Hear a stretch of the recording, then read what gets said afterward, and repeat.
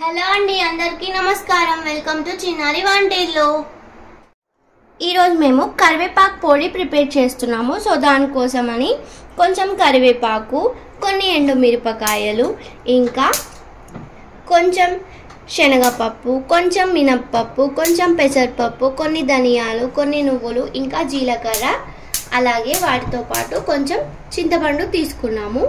So ఇప్పుడు ఏంటంటే ఈ కరివేపాకుని నీడలో ఇలా డ్రై చేసుకున్నాం అన్నమాట. ఎండలో కాకుండా నీడలో డ్రై చేసి పెట్టుకోవాలి.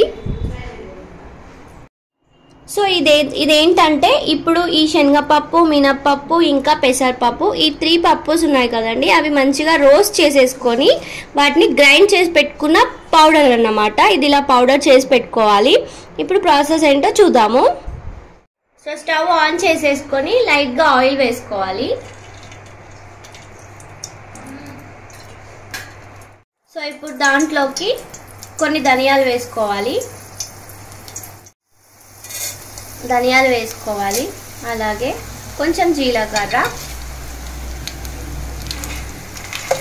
అలాగే కొన్ని ఎండుమిరపకాయలు వేసుకొని మంచిగా రోస్ట్ చేసుకోవాలి.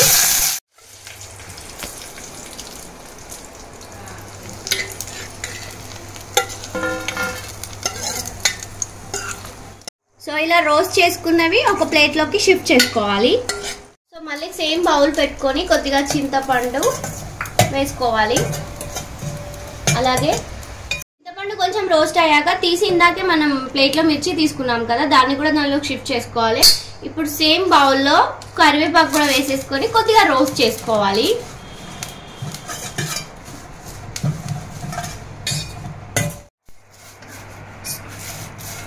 ఇవి కూడా ఇలా రోస్ట్ చేసేసుకొని స్టవ్ ఆఫ్ చేసేసుకోవడమే. ఇప్పుడు వీటిని కూడా ప్లేట్లోకి షిఫ్ట్ చేసుకుంటాము.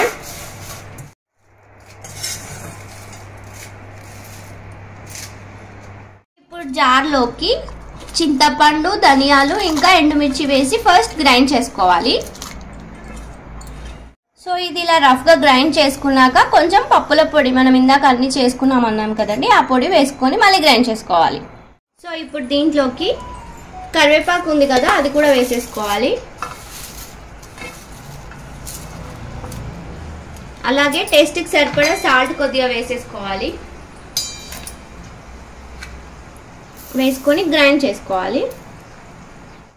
సో అంతే అండి, ఇలా గ్రైండ్ చేసేసుకోవాలి. ఫైనల్గా కరివేపాకు కూడా వేసేసుకొని, చూసారు కదండి, చాలా సింపుల్. కరివేపాకు పొడి రైస్లోకి చాలా బాగుంటుంది. వేడి అన్నంలోకి కరివేపాకు పొడి కొద్దిగా నెయ్యి వేసుకుంటే సూపర్గా ఉంటుంది. మీరు కూడా ట్రై చేయండి. మీకు ఎలా వచ్చిందో నాకు కామెంట్ చేయండి.